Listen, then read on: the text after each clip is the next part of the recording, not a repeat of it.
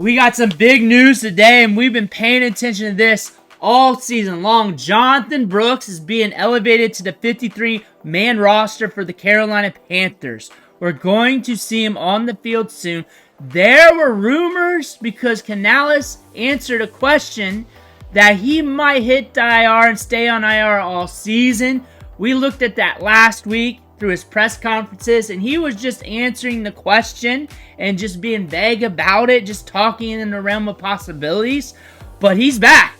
He's back, and he's going to be on the 53-man roster, so we're going to do the deep dive right now. But before we do, you need to click that subscribe button right now.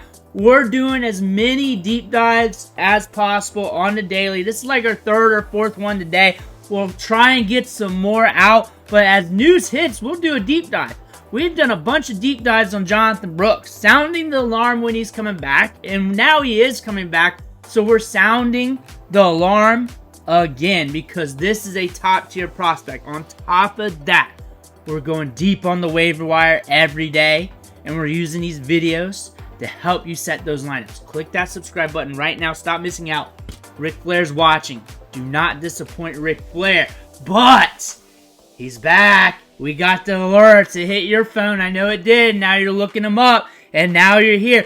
Jonathon Brooks, a big-time running back prospect from Texas. He's got all the juice.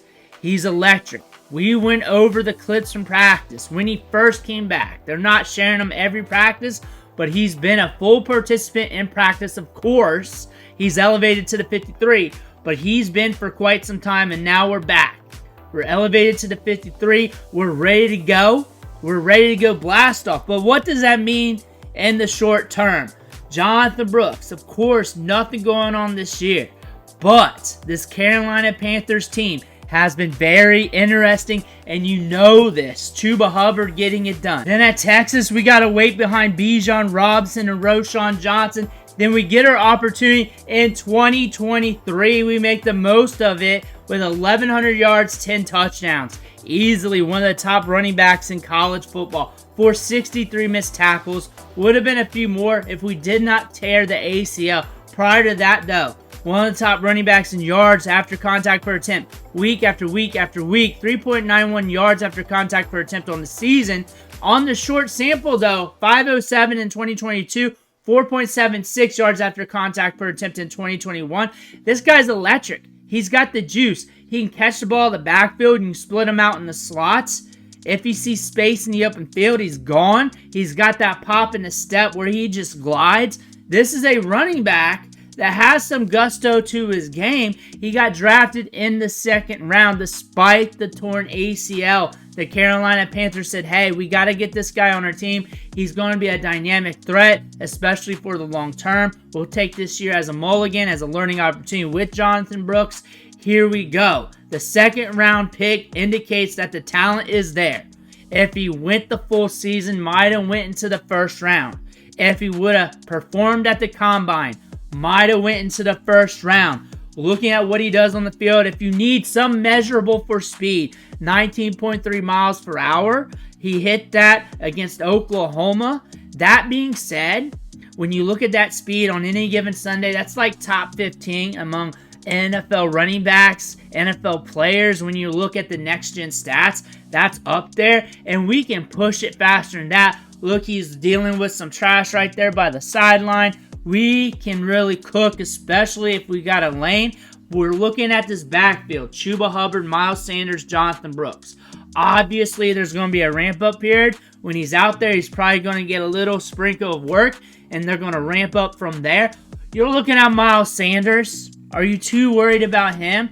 We know about Chuba Hubbard. It's not like he's going to come out and just take his job, and Chuba Hubbard has to watch from the sidelines. It's not like that. But Miles Sanders, just look at him. Just look at him. He's been the running back meme all year. You're looking at the workload in his offense. He's had 36 carries on the season, averaging 3.7 yards per carry. Chuba Hubbard's getting to work. He's been looking good. We don't need to look at him. The only thing, though, if he's ramped up and something happens to Chuba, you got yourself a lights-out running back that could perform very well down the stretch, but you're looking at the work in the passing game. Miles Sanders is getting about 3 targets per game, a 26.1% opportunity share. A lot of that could be going to Jonathon Brooks. As they test him out, a lot of that could be going to him. He's run 104 routes on the season. He's run 11.6 routes per game. Why can't Brooks run 5 to 10 routes a game? Miles Sanders get a reduction in work. Maybe Chuba, they reduce him a little bit so he's fresher. Maybe they give Brooks a little bit more work once he's ramped up. Once we're past like Thanksgiving time, we just start seeing a little bit more Jonathon Brooks.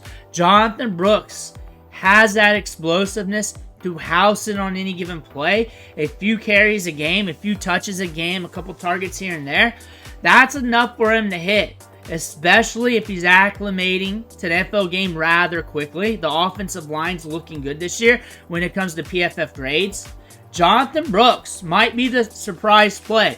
So when you're looking at him for fantasy football, you're not expecting him to overtake Chuba Hubbard. Unless something happens, if he gets hurt or something, but you're not expecting that. You're expecting him to overtake Miles Sanders eventually within a few weeks, month and a half or so. We're coming back from the knee injury. We're looking good in practice. They've been saying he's been looking good in practice. That's what we're hearing. We're up to the 53. He may or may not get workload this week. Probably will get a little something, but probably not enough for fantasy football. But still, you're keeping your eyes peeled. You want to stash him. You need him on your bench because the upside is immense. The only way you don't want to stash him is because you can't hold him or you really hate the Panthers offense and you don't want the second running back on that team. However, this is a lottery ticket that could go off for you down the stretch. If you're in it to win it, if you're going deep into playoffs, this is a player you do not want on any other team because this is a very explosive running back with first-round caliber talent that could explode on any given Sunday. You do not see many running backs like that from draft to draft. He's the top running back in this year's draft, the most explosive running back in this year's draft, and the most dependable guy between the tackles outside and catching the ball out of the backfield. This is a running back that can really transcend this offense over time and maybe transcend your fantasy football team. He's worth the gamble because what's the worst thing that's going to happen? The worst player on your team is going to do nothing. You just watch him, just figure it out on a football field. What's the worst thing that's going to happen? You might as well try to shoot for the moon here, especially if you think you're going to make it to the playoffs because this is a player that's probably going to start ramping up once it's playoff time. Let me know what you think in the comments below. Make sure to hit that subscribe button on the way out. I want to thank you for watching. Catch you on the next video.